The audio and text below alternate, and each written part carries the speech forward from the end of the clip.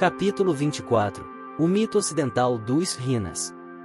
A magia branca e a negra dividindo o domínio do mundo. Iniciados e sacerdotes. Após a teogonia primitiva veio a adoração de homens divinizados, às vezes perversos. Sófocles, Epifânio e Cedreno. Os titãs contra Saturno. Jeová Jove, deus inferior da geração. As almas não têm sexo. Pérsia e o paganismo. Upshronicon Alexandrinum. Como o mito de Júpiter nasceu. Correlações entre o mito nórdico, grego e persa. Ocultação da primitiva sabedoria rhina. Osíris Tifão. Os Rhinas tornaram-se invisíveis para os homens adâmicos. Saturno Israel. Os homens divinos ou reis pastores. A divisão da terra entre os três filhos de Saturno. O paraíso Gina da época ou o jardim das Hespérides. Héspero Hércules, depois de ter guiado os homens, voa para o mundo dos Rhinas. Maravilhas rinotartéssicas, segundo os clássicos. Testemunho de Santo Agostinho. Submissos e rebeldes. Os titãs ibéricos. Hércules é um titã rhina. A radical tã na toponímia universal. Nisa. A seta mágica de Hércules e a bússola. Os famosos bois do sol eram os primitivos navios ou lecifos. O mito de Hércules contém em si toda a história primitiva.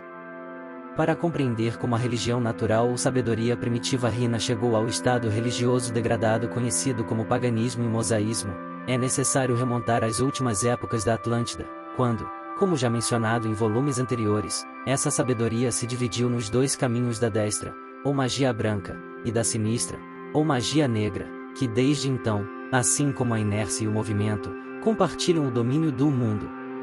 De fato, os seguidores deste último caminho de perdição criaram um sacerdócio com o objetivo exclusivo de aplicar as altas verdades primitivas aos seus egoísmos particulares, como lobos em pele de cordeiro, segundo a divina frase evangélica, em detrimento das classes menos evoluídas que os seguiam.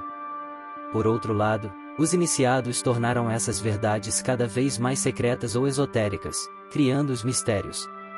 Desde então, os primeiros dividem para conquistar, enquanto os últimos se unem para resistir, seguindo o único dogma humano, que é o da universal fraternidade proclamada por esses seres superiores ou irmãos maiores das raças que foram chamados Melquisedeque, Rama, Krishna, Oroastro, Hermes, Odin, Arjuna, Hércules, Orfeu, Sanconiaton, Moisés, Cinto, Confúcio, Buda, Jesus, etc., ou seja, os Tirthankaras dos reinos, Budas da confissão, conforme consta nos anais tibetanos e mongóis.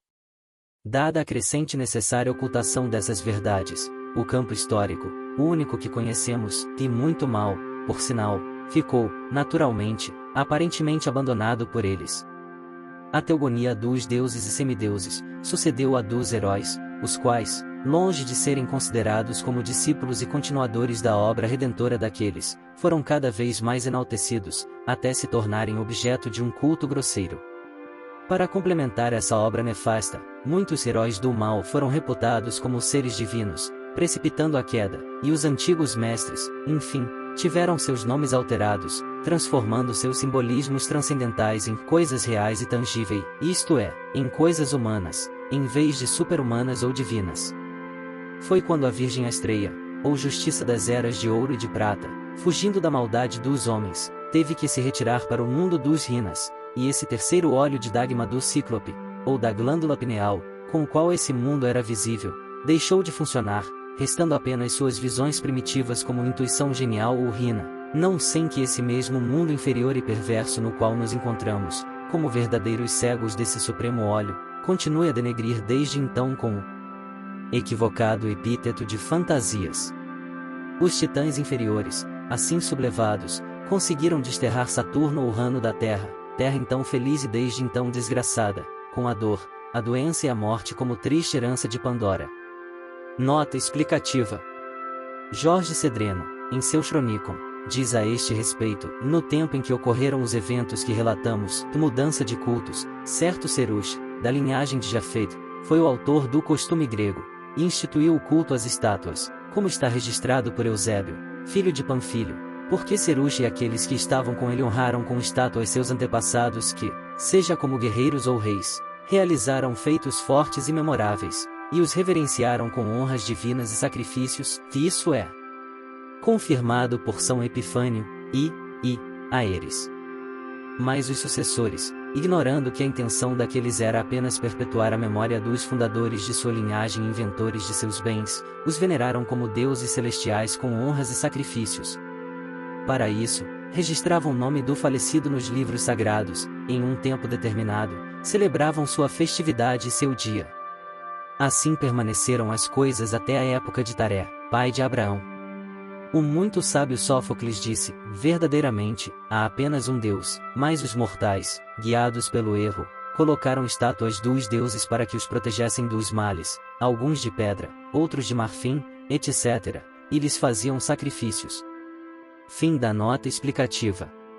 Atlas, ou seja, a má magia Atlante, assim se sublevou, segundo a mitologia greco-romana, contra Rano Saturno, desterrando do céu humano, entendido-se, entronizando em seu lugar Júpiter, Iopitarpo pai de Ió, em nominativo, e em genitivo Lovel ou Lodive, ou seja, o emblema geovático do masculino e do feminino, ou símbolo, não mais da emanação e do Deus desconhecido e sem nome dos Tartécios e demais primitivos, mas da geração, ato augusto ao qual devemos a vida física, mas puramente animal ou inferior, como claramente indica o Evangelho, ao dizer, Mateus, XXI, que no outro mundo não se vive mais como homens e mulheres, mas como anjos no céu, dado que lá a evolução animal ou do sexo fica absolutamente abolida ou transcendida. Pérsia, pelo longuíssimo tempo em que nela imperaram os magos, antes de passar ao estado guerreiro ou militarista com que nos é apresentada na história antiga, é talvez o país que melhor conserva essas tradições das últimas eras atlantes, podendo, por conseguinte, suas lendas explicar muitos pontos obscuros do paganismo mediterrâneo que conhecemos. Um historiador espanhol, cuja obra está quase perdida, o Dr. Francisco Javier Manuel de la Huerta y Vega, em sua Hispana Primitiva ou História de seus reis e monarcas desde sua população até Cristo 179, nos dá a respeito disso os detalhes mais peregrinos e imprevistos. Esse sábio, ao cantar as antiquíssimas glórias atlanto-hispânicas de nossa península, nos faz o histórico de Saturno e dos primeiros reis da Síria, Azura ou Azura, dizendo, com base no folio 85 do Chronicon Alexandrinus. Saturno teve um filho chamado Pico, ao qual seus pais, pelo planeta de seu nascimento, chamaram de Júpiter. Saturno teve também outro filho chamado Nino e uma filha chamada Hera ou Lua, a qual, por graça, chamaram de Nêmesis conjugal, porque queria o que era bom e justo. De Hera, Pico ou Júpiter teve um filho, ao qual, pela rapidez e agudeza de engenho, chamou Belo. Mas Saturno, deixando Pico Júpiter como rei da Síria e com ele sua mulher Réia ou Semíramis, acompanhado de muitas tropas e outros nobres, partiu para o ocidente. E depois acrescenta, Pico ou Júpiter viveu 120 anos e teve muitos filhos e filhas, de mulheres lindíssimas, a saber, Fauno, ao qual Júpiter chamou pelo planeta Mercúrio, a Hércules, e depois a Perseu, de Danae, mulher bela, filha de Acrício Argivo, da qual Eurípides, em sua tragédia, diz que foi jogada em um baú ao mar, mas Brucio, o historiador, diz que ela foi encerrada em uma torre que dava para o mar, e que com muito ouro foi induzida por Pico ou Júpiter para que se precipitasse nele, de onde se apressou em salvá-la e roubá-la, pois era muitíssimo bela. No parágrafo copiado encontramos, à primeira vista, algumas coisas interessantes. Primeiramente, vemos um rei assírio e filho de outro rei, elevado à categoria de senhor dos céus e da terra após sua morte, casado com Hera, Jana ou Juno, assim como o nórdico Wotan wagneriano está casado com a terrível Frica ou Frígia, também conhecida como Nêmesis conjugal, inimiga implacável da raça dos Velsungos, rebeldes ou Rinas, como se vê em A Valquíria. Deste casamento monstruoso nasceu BDO, a quem nossos historiadores consideram como o primeiro dos reis assírios babilônicos. Também vemos o primitivo Hermes egípcio ou Herma, o senhor homem transformado em Mercúrio, ou, por assim dizer, o deus da Cúria, não mais o deus desconhecido primitivo. Quanto ao rapto de Danae ou Diana, a lua argiva ou dos argonautas, é de um lado, a paráfrase parsida cita ou tais do Ramayana, e o precedente para a lenda greco-troiana do rapto de Helena. Finalmente, talvez por erro de transcrição, esse tal Pico não é senão nosso lendário Psío, protótipo da verdadeiramente monstruosa feiura de um rei ou deus tão impudicamente perverso como Júpiter do Olimpo greco-latino. No entanto, entenda-se bem, estas nossas interpretações teosóficas estavam muito longe do pensamento de Huerta y Vega, inclinado, como era natural em sua época e ideias, mas a interpretar de forma inversa todos estes mitos, ou seja, fazendo os personagens maus parecerem bons, e vice-versa. Nota explicativa. Todos os detalhes desta obra, que foi dedicada pelo autor ao rei Felipe V e impressa, sem indicação de impressão, em 1738, podem ser vistos em vários trechos de Sevilha ao Yucatán, a partir do capítulo 14. Fim da nota explicativa. Quanto ao fato da ocultação da sabedoria primitiva, ele é muito bem narrado por Huerta y Vega, em relação a outro país tão ligado na remota antiguidade com a Pérsia, ou seja, o Egito, confirmado com as correspondentes citações dos clássicos, altamente significativas, como todas as suas, pois diz: os sacerdotes egípcios e muitos poetas dizem que, tendo se reunido muitos deuses no Egito, também ali chegou de repente Tifon, acérrimo titã gigante muito inimigo dos deuses, dos quais possuídos eles se converteram em outras figuras, em Mercúrio, em Ibis, Apolo, na ave Treícia, Corvo, que é a garça, Diana, em gato, Júpiter, em carneiro, Baco ou Pan, em bode, Juno, em vaca, Vênus, em peixe, pelo que ensinam que os egípcios não permitem que esses animais sejam violados, porque são chamados imagens dos deuses. No mesmo tempo dizem que Pan se lançou ao rio e mudou a parte posterior de seu corpo em macho cabril, e assim fugiu de Tifon, cujo pensamento, admirando Júpiter, colocou sua efígie entre os astros, e Gino, 2, Astronomia. Ovídio, 5, Metamorfoses. Depois de derrotados os gigantes pelos deuses, a terra, indignada mais amargamente, se misturou ao Tártaro e pariu na Sicília Tifon, que consistia de duas naturezas, fera e humana, Apol. 1. Tifon, com as caudas de suas víboras, deteve Júpiter, e, tirando-lhe as armas, cortou-lhe os nervos dos pés e mãos, e pondo-o em seus ombros, levou-o a Cilícia, onde o encerrou na caverna córica, e do mesmo modo colocou ali os nervos cortados, ocultos em uma pele de urso, e pôs por guarda uma serpente chamada Delfim, que era meio mulher, meio fera. Enquanto isso, Mercúrio e Pan, furtando os nervos, os restituíram a Júpiter. Apol. 1. Nota explicativa. Parece que algum dos antecessores cretenses deste Júpiter, senhor do mundo, foi, segundo Huerta, outro Júpiter, irmão de Urano, rei da ilha minoica e de glórias bastante menores que as de seu descendente assírio. A obra de Clay, Le Déluge, que insere esses trechos cretenses, acrescenta que Diodoro Sículo rejeita essa tradição como cretense, acreditando que ela foi transferida, juntamente com outros detalhes dos 10 filhos de Júpiter, da ilha Atlântida, a qual, segundo o relato platônico transcrito no capítulo 16 do volume 6 de nossa biblioteca, foi dividida em 10 nomos ou reinos entre os 10 filhos de Netuno ou Poseidon, curetes ou chefes de Cúria, cuja zona central era a planície da Eia, de onde provém o nome do célebre Monte Ida. Fim da nota explicativa.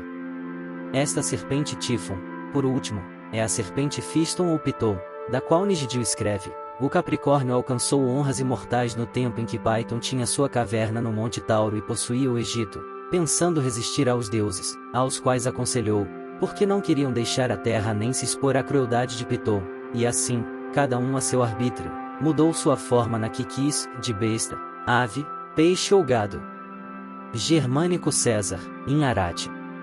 Fugindo, enfim, Tifon de Júpiter, refugiou-se no monte Nissa, mas vendo que este ainda o perseguia, refugiou-se na Trácia, e travada ali a batalha arrojou, em sua defesa, montes inteiros, que foram desfeitos pelos raios de Júpiter, e porque naquele monte se derramou muito sangue, chamou-se Liemo ou Balcã. Apolônio. Júpiter também lançou sobre o Titã Encélado o monte Etna.